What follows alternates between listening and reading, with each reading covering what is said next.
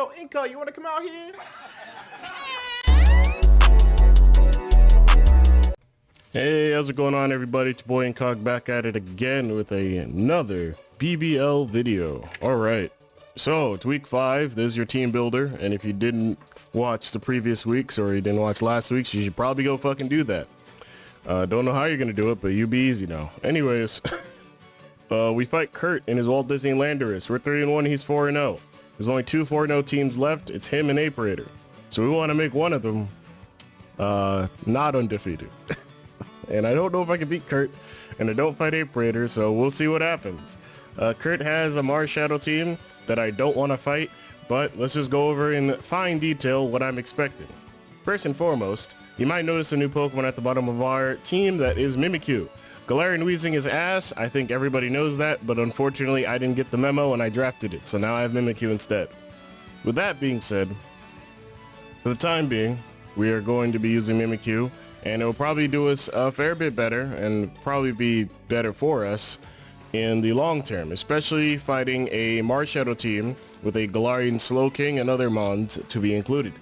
So, real quick, he has the Marshadow, Melmetal, Galarian Slowking, Seismitoad, Tornadus, Therian, Thundurus Incarnate, Obstagoon, Diancie, Celebi, and Munchlax. We're expecting Marshadow, Melmetal, Galarian Slowking, Seismitoad, really the top 6. But if one of those is missing, like Thundurus, which I fully expect not to come, then Obstagoon is coming. Well, a few of my mocks had Diancie in them, and in all honesty, it's definitely harder to beat, but it's not impossible. But we have to keep certain mods alive. So with that being said, the only 2 Pokemon I expect are Celebi and Munchlax. If I see either, that's fine. I mean, they're not like end-all be-alls. Like Celebi, I don't think will beat me or beat like a few of my Pokemon. So we'll be fine if it comes. And Munchlax, honestly, I just don't think it's coming genuinely. So Kurt probably brings like Life Orb, Marshadow. He could bring Branded, but then that puts him in a really interesting spot because then Mimikyu comes in very much for free. And we are going to be we're going to be interesting this week with our items, at least. Or I guess not really interesting, just kind of typical Incog fashion. You know, we do a little bit of trolling. But yeah, Marshadow definitely going to be Life Orb choice. Probably going to lean towards more Jolly than Adamant, because Jolly will allow him to at least speed tie with Weavile and outpace other mons. So that's probably best for him. Definitely expecting Melmetal, more of a defensive check to a lot of my team. If it's not coming, which could definitely happen, then deadass, I don't know, like Double Iron Bash is impossible for me to switch it on unless it brings Celesteela or Lantern, so it's kind of just like I think he definitely brings it. I mean, Groudon switches in on it too, but I don't want Groudon taking too much damage, which we'll talk about later. Galarian Slowking can definitely bring Trick Room this week. I know in passing, as of today, it's Tuesday, or Wednesday, excuse me, we're gonna be battling this evening. I'm recording this team builder in the morning before I go to work. And essentially, the other day, me and Kurt were talking, and he was like, you know, I really want you to bring Mimikyu. So that led me to believe that he's definitely going to be running some weird Trick Room bullshit. And even then, even if he doesn't, I mean, Galarian Slowking is still kind of a funny Pokemon. It either can run Cassip or Shuckle Berry, can't run both, obviously, and we have a large amount of Pokemon that could definitely deal with it. Now, if he doesn't bring the Melmetal or Galarian Slowking, then I'm definitely expecting Thundurus. I'm definitely expecting Obstagoon and Diancie, or maybe Obstagoon Celebi, or Obstagoon and fucking Munchlax, but we'll see what happens. Seismitoad is definitely going to be the defensive staple of his team. If it's not, then we're going to be seeing a Prankster Rain Dance Thundurus going into a Seismitoad, and Seismitoad's going to be likely Specs, or at least Life Orb, to do a lot of damage because, good Lord have mercy, I don't deal with other weather very easily. Tornadus, definitely going to be more of a bulkier Pokemon with speed to outpace, I believe, Salamence, and probably just here to knock off U-Turn and Heat Wave and just be an overall menace. As I mentioned, Thundurus will definitely be running Rain Dance, but it'll also just be an interesting Pokemon to run Esplat plus Grass Knot plus Ratio plus Eat This 3, you know, just standard Thundurus things. And then Obstagoon, we've been running around with Scarf. I think a lot of people have been running Reckless as of recently, but then Guts also works. I just felt as though if he's bringing Scarf and he brings Guts, like, it's cool and all, but like at that point in time, if I'm recognizing what its item or what it's doing and I accidentally burn it, if Mimikyu's disguise is still up, I get back all of the health that I would be losing, so it doesn't fucking matter. But it's probably going to be more parting shot until it can get itself into a position where it can definitely cook my team. Diancie is Diancie. Trick Room Diancie. Weakness Polish, Trick Room Diancie, more specifically, could definitely be hard. But if it's leftovers plus Calm Mind, Draining Kiss, then like we could be in a pretty fucked position. But we have a Groudon and we have other mons that could definitely deal with like Celesteela. So I'm not too concerned about Diancie, but at the same time, it's definitely a fearful Pokemon. Regardless of that, I built several teams. I might even edit the team that I'm going to show you guys, but I'm just going to show you guys the final version of this team from now on and keep it pushing. So first and foremost, got Brickashaw, our defensive as fuck Groudon, with 252 HP, 212 defense, and 44 attack. This Pokemon is quite literally meant to switch in always on Marshadow.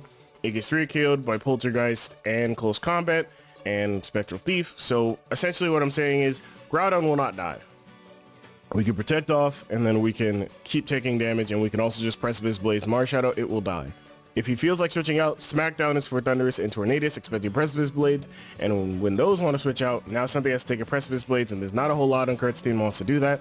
Therefore, Groudon is a great Pokemon for that reason. We're bringing rocks this week. We never bring rocks, I know, but we got to. So yeah, only real Pokemon I want to switch in is like Celebi, and then to many extent Seismitoad. Seismitoad doesn't die to like 2 Precipice Blades. It's actually 3 KO'd. If it's not as defensive, then it will definitely die in 2. But yeah, Groudon's just kind of here doing his thing and living as long as it can. I probably want to lower the HP to be a better leftovers number and then raise the defense. Because now I just looked at it, but like whatever, 205, and then we go up here to like 228. So there you go. Just in case someone's gonna be like, you need your HP number to be divisible by 4 plus what? Don't care. I'll just do it. Don't really give a shit. Pulled Pult, Castleberry Dragapult. This could change between now and whenever I get off of work, or now before me going into work. But Phantom Force, Dragon Arch, Dragon Dance, and U-Turn. This could possibly be our lead because we've been leading Weavile a lot, but of course we could see Seismitoad lead, and I've been knocking it off as it goes for Toxic or Rocks, and then knocking it off again and again, just because getting rid of Seismitoad early helps the overall game. And at least Weavile going first means I'm putting immediate pressure on his team, but we could lead Dragapult and just go for Dragon Dance game right there.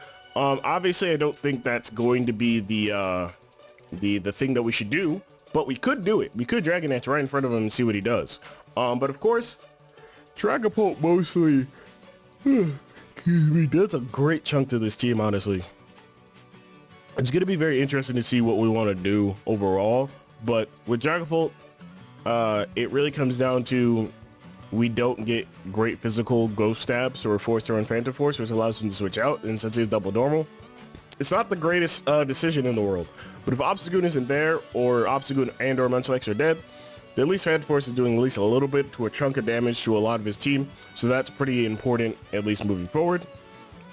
But at 195 speed, we do outpace everything if they are Scarfed, and after D-Dance, of course. We live a Shadow Sneak from Marshadow, which is important, because if it's low enough, then we get your Dragon Dart hit. If it's not, then we're going to Phantom Force all the time. So there's that. But we could change the set. Regardless, we got Ricola next. Banded Weavile just takes lives and eats ass. A knockoff, Ice Shard, Brick Break, Icicle Crash, originally a Metal Claw, but it didn't kill a Diancie, therefore I don't think it's worth it. We're max speed, just to speed tie with the Marshadow in case it's a 1v1 scenario. We would likely be Ice Sharding, but honestly we probably might just Icicle Crash. But we'll see depending on HP investments, of course, but like we lose that 1v1 anyways, so it's like LMFAO. Why even run max speed? Well, we just want to see. Because Kurt can run Adamant, and then if he's running Adamant and we're running Jolly, then we obviously outpace. We can knock it off, we can do anything. Bandit does a lot of damage except to, what is it, Avery, except to, I want to say Melmetal, because Brick Break does nothing, so quite literally we can run Low Kick, honestly, and I guess we will. So I'll go ahead and throw that on there real quick. I'm fully expecting like an AV Melmetal or some bullshit, so Low Kick instead to get the most amount of damage off, and overall this Pokemon does chunks to everything. It did like 45 to 49 to Seismitoad max defensive, and that's very important, just in case we need it. So hey, good calcs to know.